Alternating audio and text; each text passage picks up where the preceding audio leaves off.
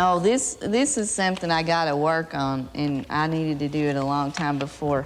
It's like the biographies of all the people that are on the commission, and about me, they say, like in the first paragraph, they say, a mother of 2 children who acquired AIDS through a blood transfusion.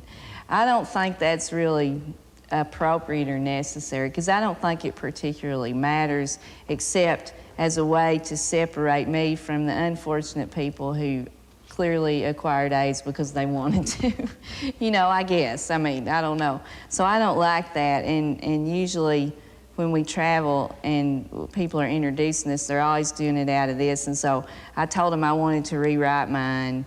I wanted to say something like, you know, 32-year-old mother of 2 children, and then when I was diagnosed, and then about a rural area, and then I wanted to say something like, you know, she loves Conway Twitty,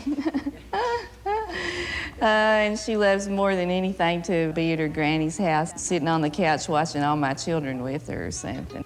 But I guess that isn't really what cuts it in sound bites and little short paragraphs and stuff, so. I wandered again to my home in the mountains, where in youth's early dawn I was happy and free. I looked for my friends, but I never could find them. I found they were all rank strangers to me. Everybody I met seemed to be a rank stranger. Maybe right up here on the edge we got something like that, Steve. She didn't beat on the pulpit too much. She'd be okay. Well, I did the hardest thing. I walked up here in high heels in front of a crowd of people, so it's got to be easier after this. How are y'all doing this morning? The very first thing that I need to tell you and that we need to all be real clear about is that most people with AIDS are not like me. I am a very, to some extent, easy person with AIDS to accept because I look like most of you. And I have a family, like I'm sure some of you do. I come from the South. It's easy to respond to a person who has those kinds of qualifications. But I think the true demand has to do so much more with people who aren't like us. We've lost more people to AIDS already than we lost in the Vietnam War. Every one of those people was beloved by somebody. They were somebody's daughter, somebody's sister, somebody's cousin, somebody's brother. They're not just numbers, and they're not just abstracts, and they're not even just panels on a quilt. They're lives that have been taken from us. Belinda went to the hospital, a ruptured uterus, immediate blood transfusion. Blood had been given on Friday, not tested, because the nurses wanted to go home. We'll test it Monday. But Sunday came before Monday, and she must have a transfusion. And all seemed to turn sour. They told the husband that they had infected her. Steve had to bear this, and then after they left the hospital, when he told her, they had to bear this together.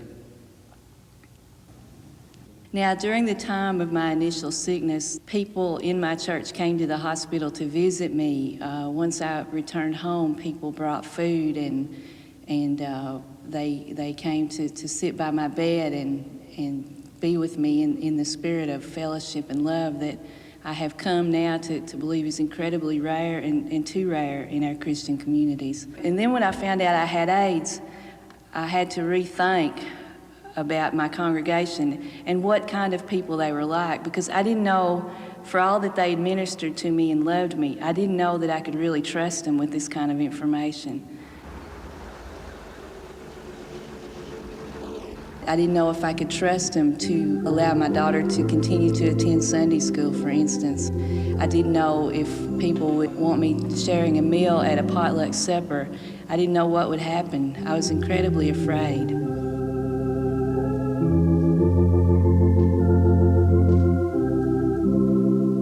It was a beautiful day, a day of early summer, and I could walk again, and I could drive, and I could even read. And yet I knew that I had this stifling secret that I had withheld from people that loved me.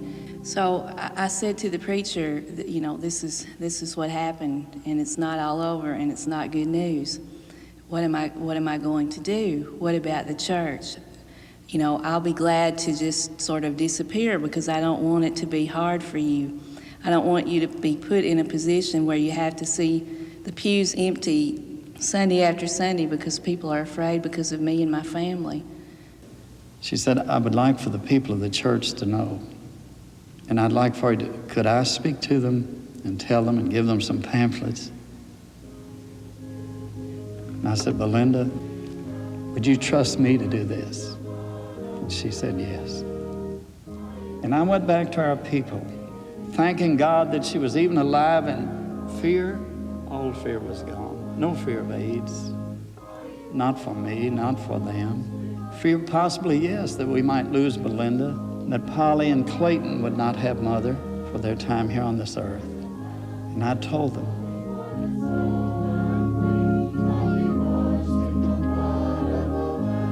Then I remember as Belinda came to stand before the group, and she stood, and I held her against my chest, and I remember the tears running down when she had spoken to them, the warm flow of the tears down my chest.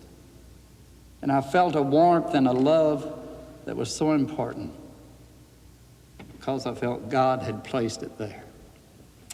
And I wanted to know, the people to know, that I wasn't afraid to take Belinda into my arms and to hold her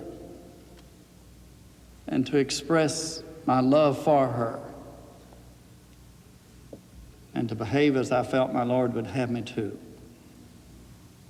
What's happened to other people with AIDS in churches is not a happy ending story like mine. I think of the Ray family in Florida, who I'm sure you've all heard of, the family with 3 sons who have hemophilia, who are HIV infected. The Ray family went to their pastor to tell him when they had learned this crushing news that their 3 cherished and loved sons were infected with the disease that would probably take their lives. And their pastor not only did not offer the balm of Gilead to them, he asked them not to return to the church, and he spread the word throughout the community that the 3 children were infected. Now, this is what people are doing in the name of God. If this doesn't trouble us, then I worry about us. They're going to have to look back one day, and I don't think it's too far in the future. They're going to look back and say, we treated them young'uns wrong. And there ain't gonna be nothing they can do but just hang their head in shame. People still ask me, do you think AIDS is a punishment from God? And I always say that I have no intentions of trying to fathom the mind of God, but further, that maybe we can look at AIDS as a test, not for the people who are infected, but for the rest of us. We failed each other in some terrible ways. And I believe if there is an answering, many of us who have stood silent and watched while people were driven from their homes are going to be called to task.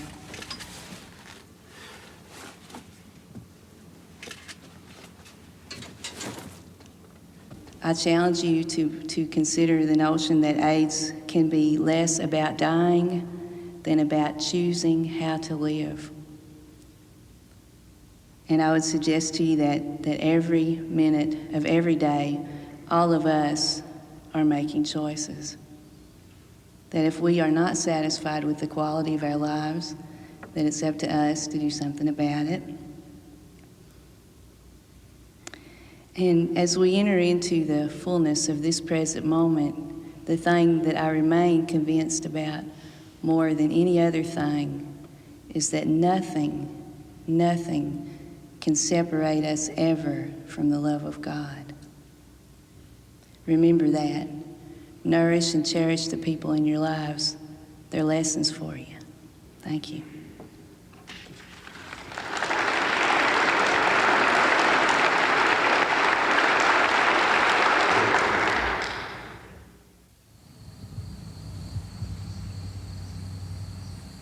People ask me all the time about having AIDS, aren't you bitter? Aren't you disappointed? Don't you think it's unfair?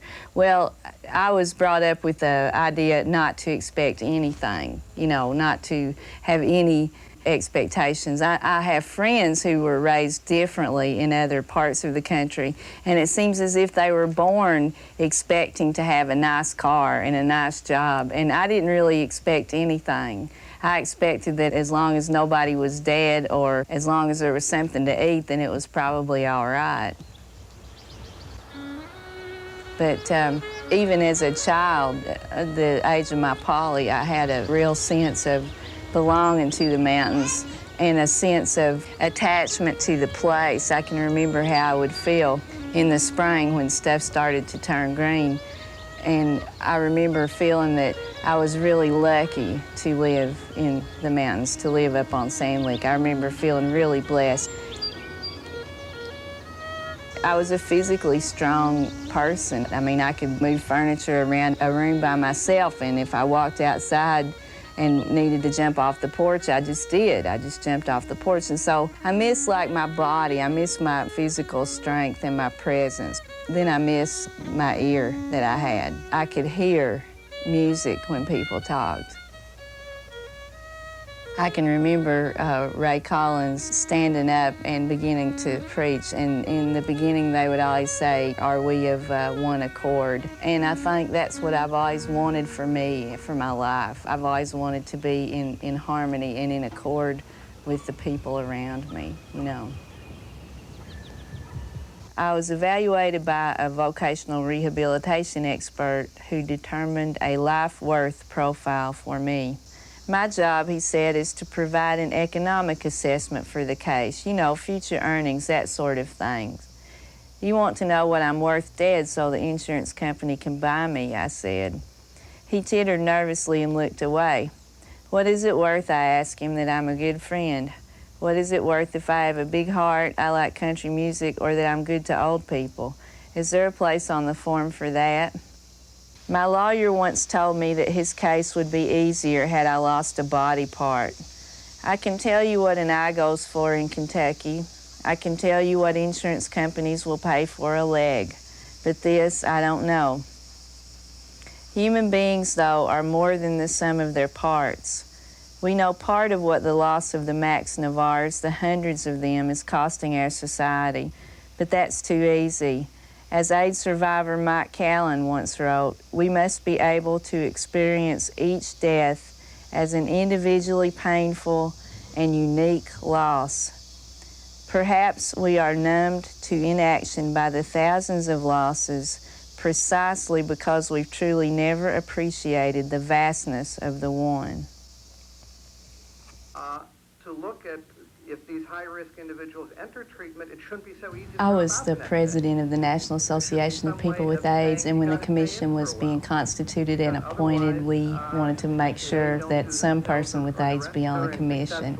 And I just kind of won by process of elimination. I mean, there was really nobody else to carry the water in terms of somebody that the administration would certify. But it's very strange to be famous for being sick. It's very weird.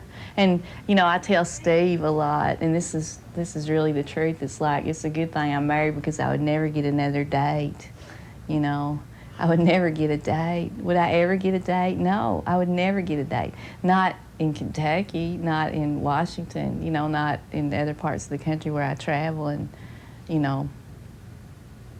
I'm known, so it's a good thing that dating's really not that important to me anymore because I would surely never get one.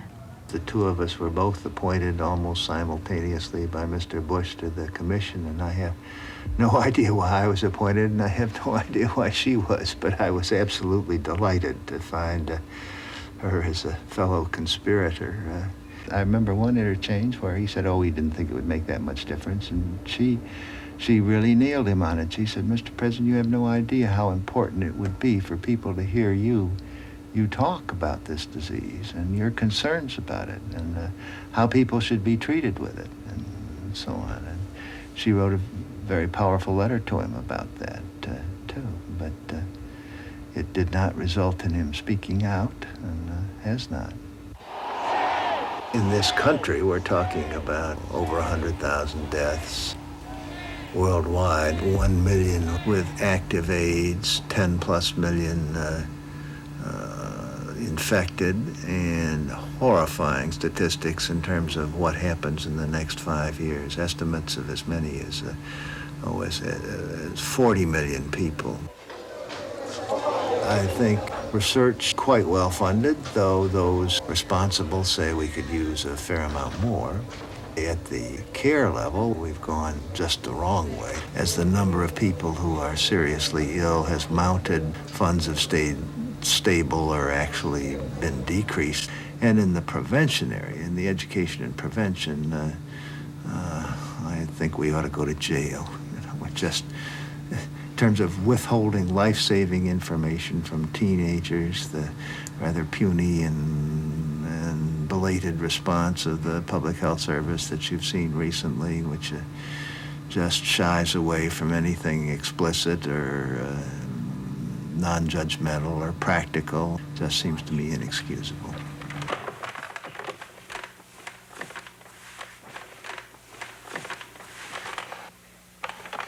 Okay, you're right. That wouldn't really save my life. But there's something just as simple that could. I think history will look back with horror at how this has been dealt with. This awful fear that makes people behave monstrously toward one another. We just see absolutely no transmission except through sex, blood, and the birth process, period. It is not transmitted by coffee cups or toilet seats or kissing or hugging or going to school with a kid who's got AIDS or, I mean, it's people that are mosquitoes or all those things that have been bandied about. And if people are really secure in their knowledge that the one bright spot about this virus is that it's very hard to catch except with very specific kinds of behavior, then we do much better in terms of taking care of people with it. I think the problem in this country has been that people were too able to say that AIDS was about other people and not about people like them. AIDS is about all of us. It's not really about gay white men or IV drug users or babies or, it's not about certain groups. It's about all of us, really, and it always was. This is a list of like 25 things to do, and Waylon Jennings is on here. I need to write Waylon a card and thank him for seeing me and having that nice picture and stuff. And it also has these Vanderbilt doctors, because I've really got to do something else about my medical care. But I'm getting a lot of pressure from my family to transfer all my care to Vanderbilt. But it would be so much farther for my kids to have to come, and maybe that's not that important, but it kind of is to me. It's a pretty compelling kind of factor. Because at some point, you really do look at what you're doing with your time and the quality of your life. And if you're spending all your time at least running your brain or your body or something somewhere else to just to the next hope, the next development, I don't want to do that anymore. I don't want to do that. I figure I've pretty much exhausted the current medical possibilities for myself, and so I'm just going to see what happens. And it kind of feels, in a way, like jumping off of a cliff. You always want to do it when you're a kid. You want to, I don't know, there's something in you that when you're standing on the edge of high rock or something just makes you kind of want to jump, But then you know what would happen at the bottom. But here I don't know really what's going to happen at the bottom, so I'm just going to go ahead and jump. These people right here want me to write an article for an issue of Primary Care, which is a periodical for primary care physicians who need a lot of help in figuring out how to take care of people with AIDS and how to act about it. At the last AIDS Commission hearing, it was about personnel, and young doctors graduating from medical schools are intentionally seeking out practices in which they will not have to see people with AIDS. And it wasn't so much that they could claim a lack of knowledge as it was that people with AIDS often didn't have money to pay, or their other patients would find out that they were seeing people with AIDS and they would all run away and leave. And there's really no way to address an issue like that because it gets down to people's gut and how you change their gut and what they're made out of. And there's a way that you can teach somebody the proper protocol to keep from becoming infected, and there's a way to teach a child to put the toothpaste cap back on, you know, when it leaves it off. There's even a way, I have not found this way yet, but I'm sure there's a way that you can teach men not to pee on the commode lid, you know. But as far as teaching people how to have heart, you don't teach that. People either have it or they don't have it. And unfortunately, a lot of people who are graduating from medical school, apparently these days, from what I've been able to read and hear about, are not invested with that quality of heart.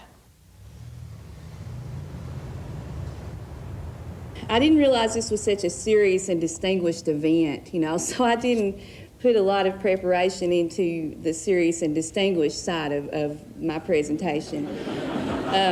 But I was fairly alarmed to see that every one of the previous Munich lecturers have been male.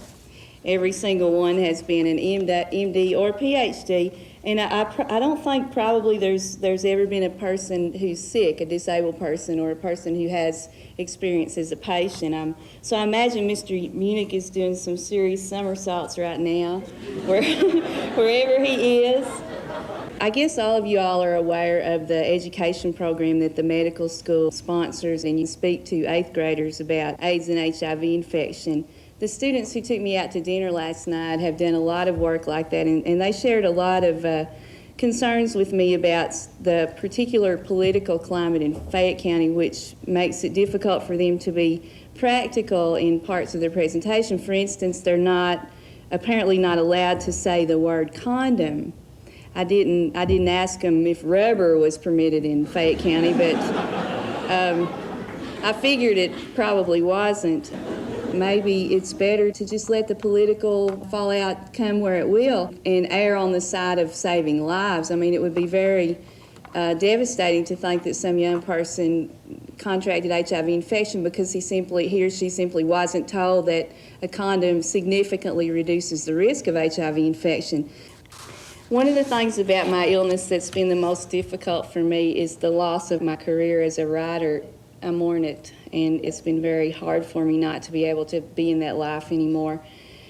But I do still write occasionally, and it turns out, oddly enough, that most of what I write is about AIDS. And I've written something recently that I decided I wanted to share with you all in the hope that it'll help you remember that the people you take care of, whether they're HIV infected or not, are whole, unique individuals. Too often I find myself drawn to the room with the rainbows, the nursery friends and I prepared in hope of a healthy son. On my strongest days, the energy to lift this son, now a sturdy and opinionated 3-year-old, into his crib is an unexpected blessing. In the stillness of the rainbow room, the time before AIDS, when everything was possible, is a distant and ever-receding memory. Even to those with whom I'm closest, I'm increasingly defined by my illness. One administration insider, when asked to explain the president's decision to bestow one of 2 coveted seats on the National Commission on AIDS on me, observed that I was palatable, like mashed potatoes and gravy, I figure. It's true that I'm forced to travel quite a distance from my rural Kentucky home to obtain specialized medical care, but I can afford to do so.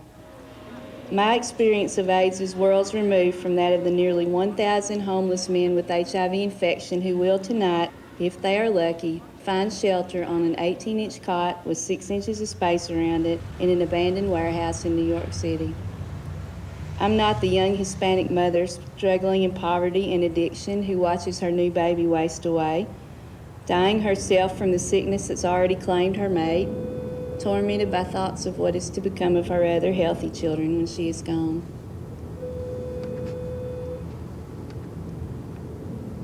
Unlike too many of my friends in the gay community, I do not attend a memorial service every week. But on certain days, the sadness in my young daughter's eyes fills me with a deep and punishing grief. And on certain other days, when the towns are too close together, and each story I hear from another person with AIDS is more horrible than the last, I wonder when it will happen. When I open my mouth to urge yet another group of well-meaning Americans who have not a clue about sickness or loss toward compassion and simply start to scream. So I tread this high, thin wire very carefully, ever mindful of the abyss below. In the interminable dark of the winter just past, my health began to fail.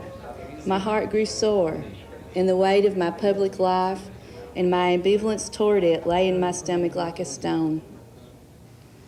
The death of Ryan White and the accompanying media blitz, including a tribute by Ronald Reagan, who never lifted a finger to help Ryan and his family while he was in office, lay heavy on me as physically exhausted and emotionally drained.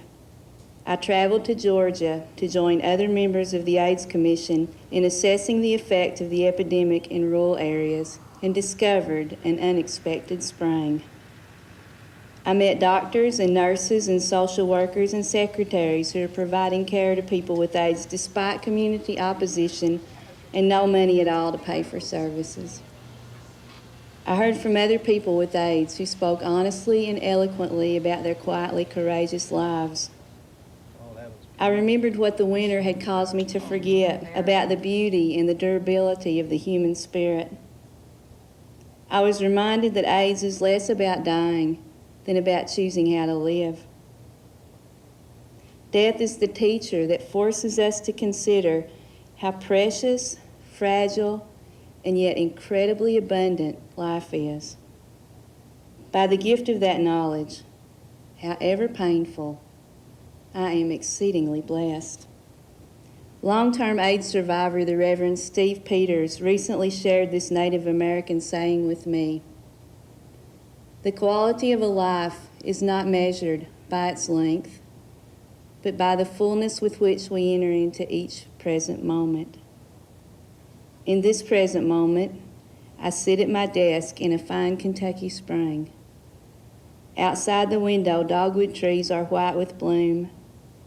Behind me, my healthy children are absorbed in Mary Poppins for what is perhaps the dozenth time. The house smells of supper. My family is together. We are all safe. The grace of it all sustains me."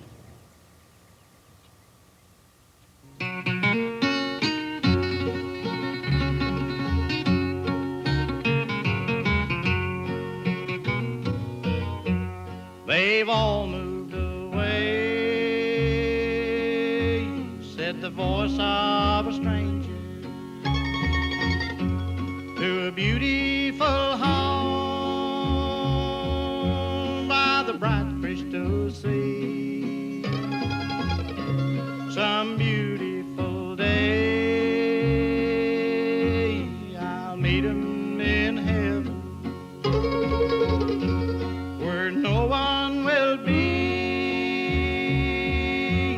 a stranger to me. Everybody